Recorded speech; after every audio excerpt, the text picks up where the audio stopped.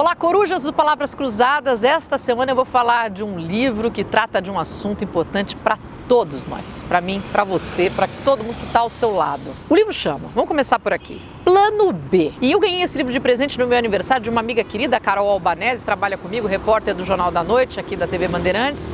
E a intenção dela era trabalhar essa questão de termos sempre alternativas na vida. Mal sabia ela que o livro se tratava de todas as alternativas, de todas as lutas após um trauma, que graças a Deus não é o meu caso, mas tantas famílias sofrem traumas. Tenha pelo menos alguém que sofreu um trauma na família. E eu entendo que a gente precisa estar preparado para aprender a recaminhar, a gente tem que estar preparado para aprender a levantar, a caminhar sozinho, e sempre tendo a ajuda dos amigos.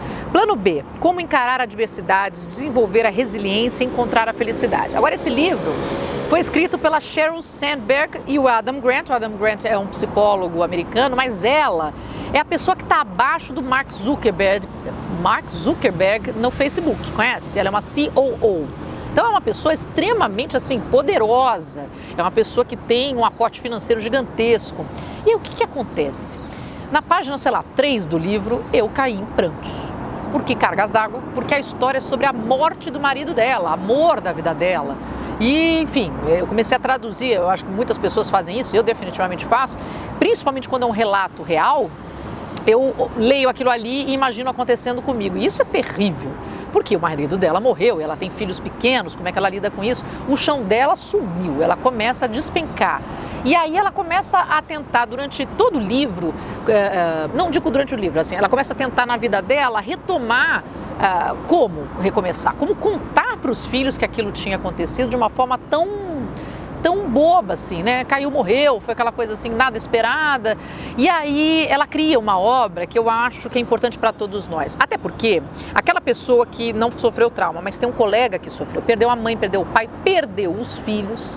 E você para pensar, a quantidade de gente que vive isso ao nosso redor é assustadora. Ela cita, inclusive, várias vezes o Brasil, porque aí depois eu fui pesquisar, o marido dela trabalhava numa empresa que tinha um braço aqui no Brasil. Então ela tinha muito conhecimento de números da violência contra a mulher, das desigualdades, da situação das viúvas, das organizações de apoio para quem perdeu um ente querido. Aí você fala, mas eu não perdi ninguém, nem quero saber disso, não quero pensar nisso, vai me deixar triste e não estou preocupada com ajudar os próximos. Tá. Ok, mas o plano B não é só pós-trauma. O plano B em qualquer situação da vida, que sai...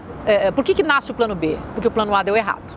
Você tinha um plano, você tinha uma organização, você queria fazer tal coisa neste caminho, não deu. O que você faz?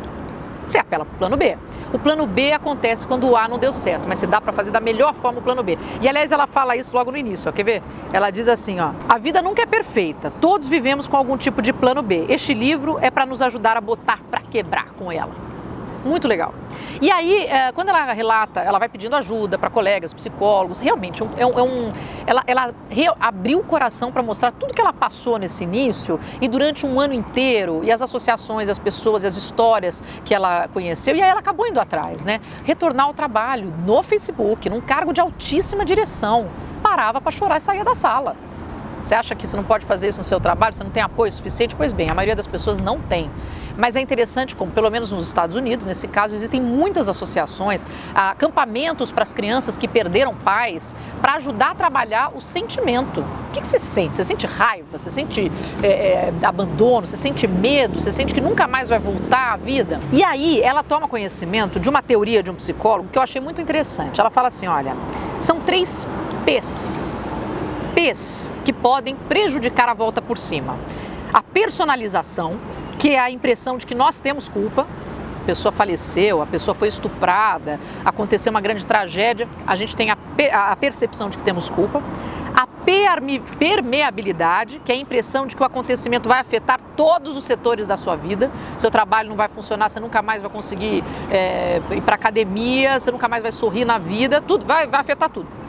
E a permanência, que é a impressão de que os desdobramentos desse acontecimento vão durar para sempre. Imagina, nunca mais é uma palavra que se repete, obviamente, porque aquela realidade acabou.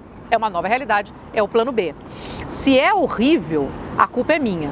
tudo na minha vida é horrível e vai ser horrível para sempre. São os 3 P's aplicados. E é um ciclo eterno na sua cabeça que é horrível, né? Essa ideia da culpa é minha, da culpa é minha, da culpa é minha. Bom, o relato dela traz muitos pontos interessantes. Ela fala, inclusive, da problemática para as mulheres que ficam viúvas, porque o recomeço é muito mais difícil. Quando que você está pronta para namorar de novo? Nunca mais. Você acabou de perder a pessoa que você mais amava na vida, fora os filhos e tudo mais. Quando que você vai voltar nele? Passado um ano, bate a solidão, uma pessoa passa a ser interessante. Só que para as mulheres, essa retomada da vida amorosa é muito ruim, porque não bastasse a culpa, porque você ainda pensa na outra pessoa e vai pensar pelo resto da vida, você ainda tem a culpa da sociedade, que você não devia, que você não ficou viúvo o suficiente, um pouco diferente no caso dos homens, que é uma coisa já mais natural, que se entende que é muito mais natural. Tem a perda dos filhos, a retomada da vida depois da perda dos filhos. Eu fico insistindo em perda, mas existem traumas de tantos outros tamanhos, né? Um refugiado sofreu traumas terríveis, você tem os estupros, você tem a violência dentro de casa, a violência na rua. Viver numa cidade como São Paulo, a gente pode viver grandes traumas, né? A gente não sabe se volta vivo para casa. Então, assim, como retomar?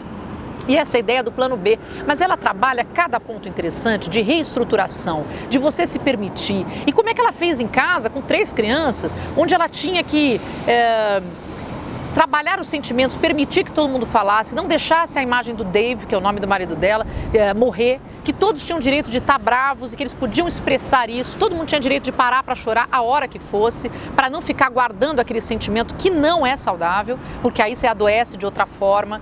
Olha, gente, esse livro... o último que eu chorei horrores foi aquele do Boris, né? Que já estava esperado eu chorar, porque obviamente é a história de um cachorro, eu sou super sensível para isso. Mas esse livro eu chorei na página 3, na 5, na 7, na 12, beirava o ridículo, porque eu não esperava que esse livro tratasse disso. Eu esperava uma questão de plano B profissional, vamos pensar em ampliações da vida, sei lá, alguma coisa diferente disso. Ganhei de presente, não tinha ido atrás desse livro. E quando topei com essa história, o que eu aprendi, o que aquilo mexeu comigo, e definitivamente não quero ter que botar em prática.